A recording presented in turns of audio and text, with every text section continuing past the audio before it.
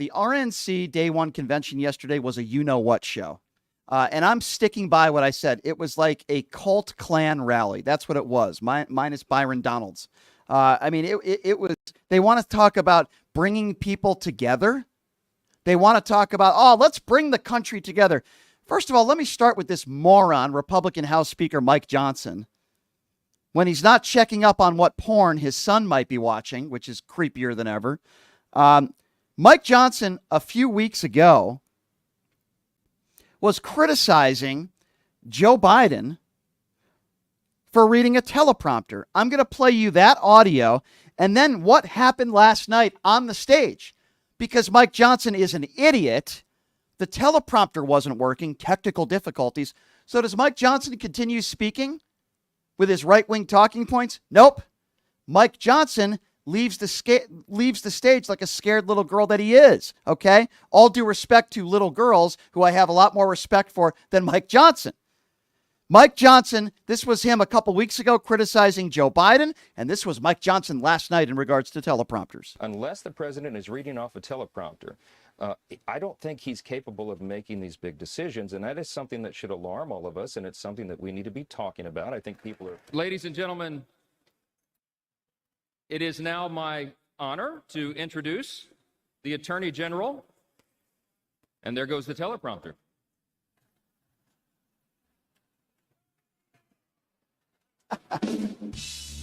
You scared little brat, you wussy.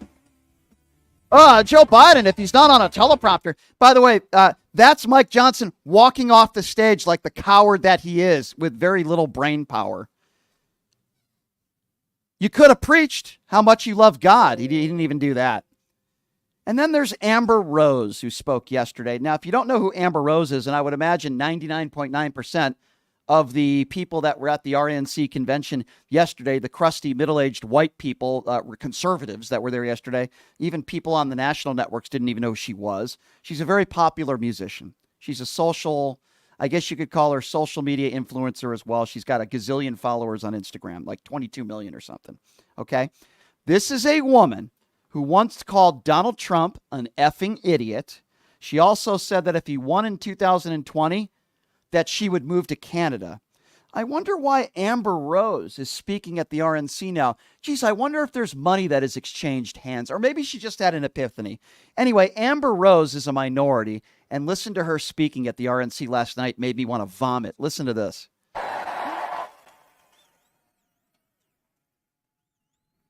I realize Donald Trump and his supporters don't care if you're black, white, gay, or straight. It's all love. Yeah, it's all love. Yeah, that's what it is. That's why 15% of black people vote Republican. And that's when it hit me. These are my people. This is where I belong. Yeah, these are your people. I guarantee you there might only be a handful of people that have ever heard any of her music. These are my people. Give me a frickin' break. What are you talking about? You called Donald Trump an effing idiot. You said you were going to move to another country if Donald Trump won the presidency. Geez, I wonder what changed. I feel the same way about J.D. Vance. They care about themselves and being in power. Amber Rose has zero credibility. Good luck with your music career. Your people won't be buying your music. You think these crusty, middle-aged white people listen to rap music? Give me a break. And then there's Ron Johnson, another deplorable idiot.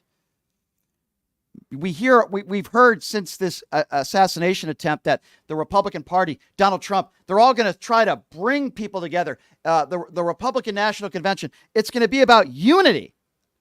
Listen to a little bit of what Ron Johnson had to say yesterday when he was on stage. This fringe agenda includes biological males competing against girls.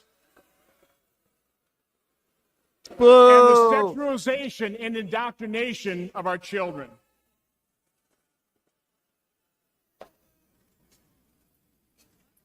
Today's Democrat agenda, their policies, are a clear and present danger to America, to our institutions, our values, and our people.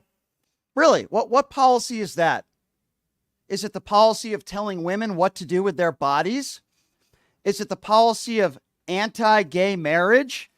Is it the policy of no maternity leave, the biggest tax breaks to the wealthiest in American history? I'm wondering what policies were put forth by what party when it comes to that stuff. And then when Ron Johnson was asked later that night in an interview, why were you so divisive? I thought you were going to bring people together.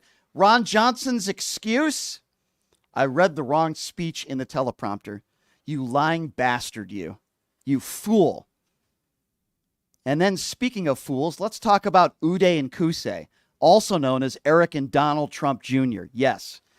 Eric Trump, on a national right-wing network yesterday, he's blaming they, Democrats, for this assassination attempt. Have a listen to this. Laura, they've put him through hell. I mean, since when he went down that escalator, they've tried to impeach him. They've gone after us. They've gone after me. I'm probably the most subpoenaed person in the history of this country. St. Jude. You're even St. Jude work. They have done everything to try and strip him of his wealth and of his fame. They've tried to break up our family. They've done everything possible to try and get him and kill him. And they literally tried to kill him this week. And despite that, he's undeterred. They literally tried to kill him this week. No, Beavis, they didn't try to kill him. A 20-year-old Republican tried to kill your father. A 20-year-old, and we're learning from his neighbors, they had Donald Trump signs outside their house. This wasn't the Democrats. It wasn't they. It was a 20-year-old Republican that tried to do it, you doofus. And where was Melania Trump? Where's Melania? They're not trying to break up your family. Your father is very good at breaking up families with all the ex-wives he has and the cheating and the scandals. You stupid moron, you. Speaking of stupid morons, then there's Donald Trump Jr., also known as Biff. Listen to what he had to say yesterday. Proving you're not overconfident. If former President Trump loses, it will be why? It'll be why? Well, I'd say cheating. I don't know. This is obviously something people are going to criticize. I don't think that Joe Biden overperformed only in Philadelphia, Atlanta, Detroit, Milwaukee. I just don't believe that's real. I don't think anyone that's serious. I get the narrative. I understand it. It was the freest and fairest election ever. We can't articulate why, but they said it. That was the talking point. It went out. I think we have to have an operation that's watching, for that nonsense. Because again, I don't think there's a length that the other side won't go to with that. So we're going to have to make sure we have people just watching it very closely. There you have the former president's son asked, what are your thoughts if your dad does lose? And under no circumstance, Biff, also known as Donald Trump Jr., will admit that his father is even capable of losing at anything. That's what we're dealing with, ladies and gentlemen. They will never concede the 2020 election. They will not concede if he loses in 2024, and it's only a fair election if he wins.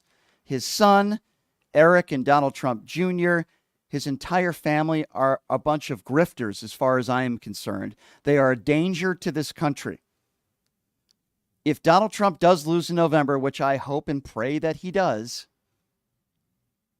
none of them will concede. Nobody in the family will concede. Nobody, none of his closest friends will concede. Donald Trump will take it to his grave that he won in 2020 and it was rigged. And somehow he'll do the same if he loses in 2020.